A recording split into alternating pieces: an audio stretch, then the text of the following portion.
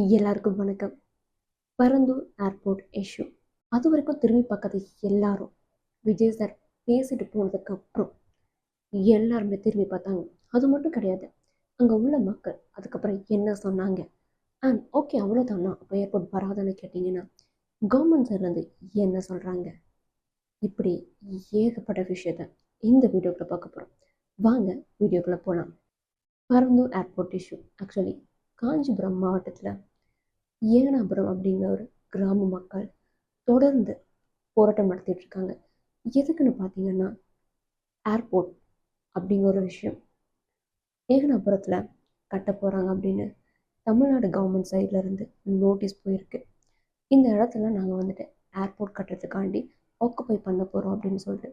So இதை பார்த்துட்டு மக்கள், ஐயோ இந்த இடத்துல நீங்கள் ஏர்போர்ட் கட்ட போகிறீங்களா, இவ்வளோ நாளாக இவ்வளோ வருஷமாக நாங்கள் வாழ்ந்துட்டு இருந்த இடத்துல எங்கள் விவசாய பூமியை நீங்கள் ஆக்குப்பை பண்ண போகிறீங்களான்னு சொல்லிட்டு போராட்டம் நடத்திட்டு வந்திருக்காங்க.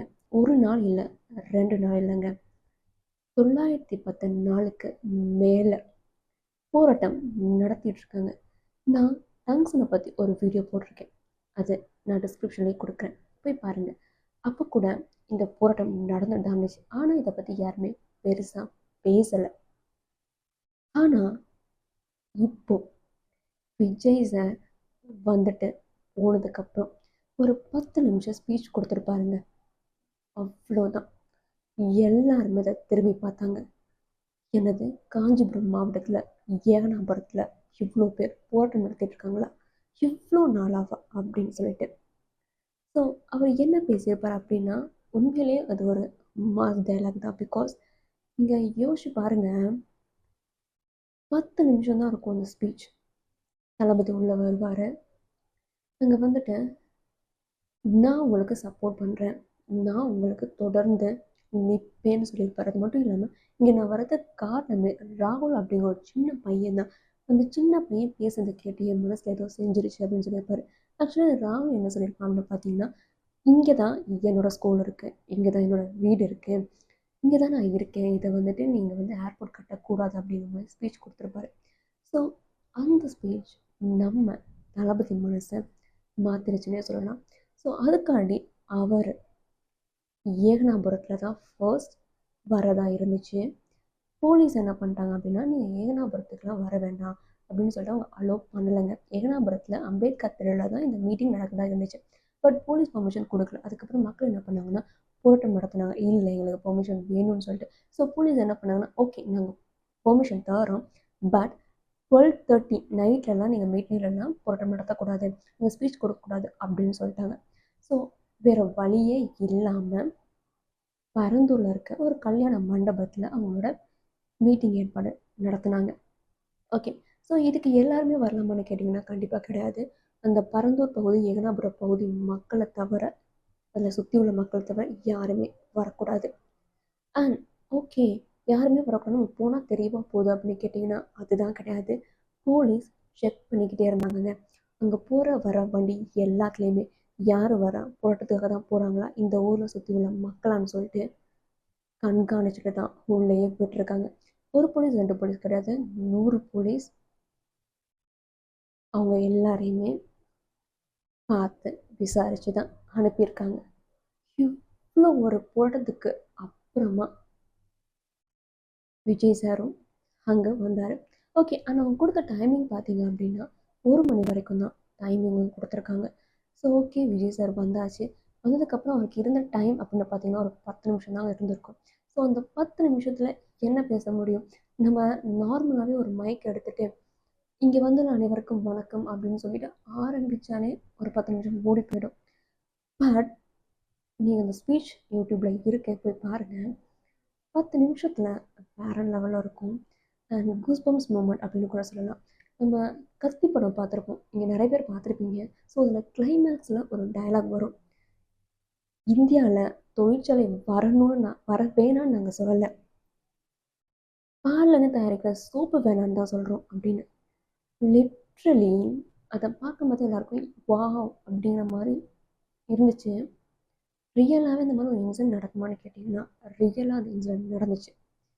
ஏன் அவர் பேசின ஒவ்வொரு வார்த்தையும் ஆக்சுவலி நான் சொல்கிறேன், நம்ம வீட்டில் பெரியவங்க, முதியோர் தான் ரொம்ப முக்கியமானவங்க. அதே மாதிரி நம்ம நாட்டுக்கு விவசாயிகள் தான் ரொம்ப முக்கியம். ஸோ நான் அவங்க காலடி மண்ணை தொட்டு என்னோட பயணத்தை, என்னோட கலை அரசியல் பயணத்தை ஆரம்பிக்கிறவங்க ஆசீர்வாதம் வேணும். ஆனால் அது மட்டும் கிடையாது. நான் ஏர்போர்ட் தமிழ்நாட்டுக்கு, அதாவது தமிழ்நாட்டுக்கு வளர்ச்சியே வரக்கூடாதுன்னு சொல்ல வரல, ஏர்போர்ட் வர வேணான்னு சொல்லலை, இந்த இடத்துல வர வேணான்னு தான் சொல்கிறேன். நம்ம தமிழ்நாடு அரசு டங்ஷனுக்கு எதிர்ப்பு தெரிவிச்சாரு. உண்மையிலேயே வரவேற்கத்தக்க விஷயம். ஆனால் ஏகனாபுரம் ஏர்போர்ட்டுக்கு ஏன் அவர் எதிர்ப்பு தெரிவிக்கல? அப்போது ஏர்போர்ட் லாபத்தை தாண்டி ஏதோ ஒரு லாபம் இருக்குது. அது மட்டும் இல்லை, அரசியலுக்கு வர்றதுக்கு முன்னாடி விவசாயிகளுக்கு ஆதரவு, வந்ததுக்கப்புறம் விவசாயிகளுக்கு எதிர்ப்பா, எனக்கு புரியலையே அப்படின்னு சொல்லியிருப்பாரு. ஆனால் அது மட்டும் கிடையாது, உங்களுக்கு நான் தொடர்ந்து சப்போர்ட் பண்ணுவேன், கண்டிப்பாக வரவிட மாட்டேன் அப்படிங்கிற மாதிரி சொல்லியிருப்பாரு. இவ்வளோதாங்க. சொல்லி முடிச்சுட்டு விஜய் சாரும் போயிட்டார். அதுக்கப்புறம் அந்த ஊரில் உள்ள மக்கள்கிட்ட இதை பற்றி நீங்கள் என்ன நினைக்கிறீங்கன்னு கேட்டால் அவங்களோட கதையில் சொல்லியிருப்பாங்க. ஒன்று இல்லை, ரெண்டு இல்லைங்க. நீங்கள் யோசிச்சு பாருங்கள், ஒரு விவசாய இடத்த நம்ம ஆக்குபை பண்ணோன்னா அங்கே உள்ள மக்கள் எந்த அளவுக்கு பாதிப்புக்கு உள்ளாவாங்க அப்படின்னு நம்ம எல்லாருக்குமே தெரியும். பிகாஸ் விவசாயம்ங்கிறது அவங்களோட சொத்து மாதிரி. ஸோ அவங்க அது பாரம்பரியமாக பண்ணிட்டு இருக்க ஒரு விஷயம். நீங்கள் அதை ஆக்குபை பண்ணிவிட்டு நான் அவங்களுக்கு வேறு இடத்துல கொடுக்குறேன்னு சொன்னாலும் அவங்க அதை அக்செப்டே பண்ணிக்க மாட்டாங்க. பிகாஸ் நார்மலாக ஒரு சின்ன இடம் நம்மளுக்கு சொந்தமானதாக இருக்கட்டும், அது வேறு யாராவது எடுத்தால் நம்ம எந்தளவுக்கு ரியாக்ட் பண்ணுவோம். அப்போது அந்த கிராமத்தில் உள்ள மக்கள், 13 கிராமத்தை சுற்றி உள்ள மக்கள் அவங்களுக்கு எப்படி இருக்கும்? அதுவும் கவர்மெண்ட்டே அதை செஞ்சால் அவங்களுக்கு எப்படி இருக்கும்? யோசிச்சு பாருங்கள். அந்த மக்கள் அவங்களோட நியாயத்துக்காக தான் போராடுறாங்க. ஏர்போர்ட் வர வேணாம், ஏன் நீங்கள் இந்த பகுதியை சூஸ் பண்ணியிருக்கீங்க? எவ்வளவோ பகுதி இருக்குது, எவ்வளவோ ஊர் இருக்குது, இந்த மாதிரி விவசாயம் இல்லாத நிலங்கள் எக்கச்சக்கமாக இருக்குது. நீங்கள் ஏன் அதுலேருந்து சூஸ் பண்ணி ஒன்று எடுக்கலை? ஆனால் அது மட்டும் இல்லாமல் அவங்க சொல்லியிருப்பாங்க, எங்களுக்கு எந்த கவர்மெண்ட் மேலேயும் நம்பிக்கை கிடையாது, எங்களுக்கு ஸ்டேட் கவர்மெண்ட் மேலே சுத்தமாக நம்பிக்கை இல்லை. பிகாஸ் விஜய் சார் மேலே நிறைய, அதாவது தமிழக வெற்றி கழகம் விஜய் சார் அவர்களோட கட்சியில் எங்களுக்கு நிறைய நம்பிக்கை இருக்குதுன்னு சொல்லியிருப்பாங்க. ஏன் அப்படின்னு கேட்டிங்கன்னா, இந்த அரசியல்வாதிகள்லாம் இதுக்கு முன்னாடி ஆட்சியில் வந்து இதை செய்கிறேன் அதை செய்கிறேன்னு சொல்லி எங்களுக்கு நிறைய வாக்குறுதி கொடுத்து அதெல்லாம் செஞ்சுட்டாங்களான்னு கேட்டால் கண்டிப்பாக கிடையாது. ஸோ இவங்க யாரையுமே நாங்கள் நம்ப மாட்டோம். பிகாஸ் இவங்க ஆல்ரெடி வந்திருக்காங்க, இருந்திருக்காங்க, எதுவுமே செய்யலைங்கிற மாதிரி அவங்க சொல்லியிருப்பாங்க. இப்போ புதுசாக நம்ம தமிழக வெற்றி கழகம் தலைவர் விஜய் அவர்கள் வரப்போகிறாரு. எங்களுக்கு விஜய் மேலே நிறைய நம்பிக்கை இருக்குது. அவர் கொடுத்த வாக்கை காப்பாற்றுவார்னு நான் நம்புகிறோம். ஏன்னா இது வரைக்கும் யாருமே திரும்பி பார்க்கல. விஜய் சார் வர்றாரு அப்படின்னு தெரிஞ்சோன்னா மொத்த மீடியாவும் திரும்பி பார்த்துச்சுன்னு சொல்லியிருப்பாங்க. ஆக்சுவலி அது உண்மையும் கூட தான்.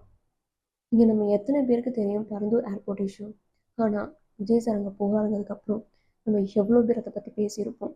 ஆனால் அது மட்டும் கிடையாதுங்க. அதுக்கப்புறம் நிறைய பேர்கிட்ட பேசும்போது அவங்க சொல்லியிருப்பாங்க, ஓகே, நீங்கள் வந்துட்டு உங்களுக்கு கவர்மெண்ட் வந்துட்டு இந்த மாதிரி இழப்பீடு கொடுக்குறாங்களே, வேறு லேண்டாக இருக்கட்டும், இல்லைன்னா 3 மடங்கு அதுக்கு ஏற்ற மாதிரி வேல்யூ கொடுக்குறாங்களே, நீங்கள் ஏன் வேணான்னு சொல்கிறீங்க, அதை வாங்கலாமே அப்படின்னு சொல்லி கேட்கும்போது அவர் சொல்லியிருப்பாரு, எங்களுக்கு அது எதுவுமே வேண்டாம், எங்களுக்கு இந்த இடத்துல ஏர்போர்ட் வரக்கூடாது. நீங்கள் யோசிச்சு பாருங்கள், ஏர்போர்ட் அதுவும் விவசாய நிலங்களை, ஏரி இருக்குது, குளம் இருக்குது, நீர்நிலைகளாக இருக்கட்டும், கால்வாய்களாக இருக்கட்டும், இந்த மாதிரி எக்கச்சக்கமான விஷயம் இருக்குது. அது மட்டும் இல்லாமல் நெல் நிற பூமி, இவ்வளோ விவசாய நிலங்கள், ஒரு 5300 ஏக்கரை அவங்க எடுக்க போகிறாங்க.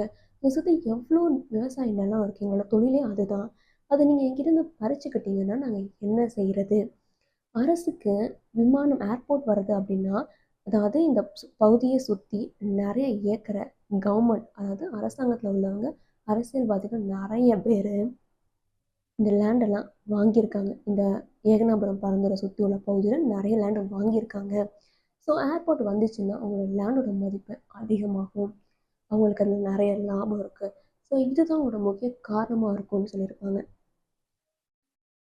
ஆனால் அது மட்டும் கிடையாது. இன்ஸ்டாகிராமில் நான் ஒரு ரீல் பார்த்தேன். அது என்னன்னா, ஒருத்தர் சொல்லியிருப்பாரு, ஏர்போர்ட் அப்படிங்கிறது வரப்போகுது, இது வந்துட்டு கவர்மெண்ட் ப்ரைவேட்டோட அசோசியேஷன் வச்சு செய்யுது, அதாவது தமிழக அரசு இதுக்கு ஒன்றிய அரசு சென்ட்ரல் கவர்மெண்ட் அப்ரூவல் கொடுத்துட்டீங்களான்னு கேட்டாங்கன்னா இவங்க வந்து கிரீன்லேண்ட் ஃபீல்டில் வந்துட்டு பாலிசி இருக்குது, ஏர்போர்ட் கட்டுறதுக்கு பாலிசி கொடுத்துருக்காங்க, அதுவும் க்ரீன் ஃபீல்டில். அண்ட் இந்த இடத்துல இருக்கான்னு கேட்டிங்கன்னா இல்லை, அது மட்டும் கிடையாது.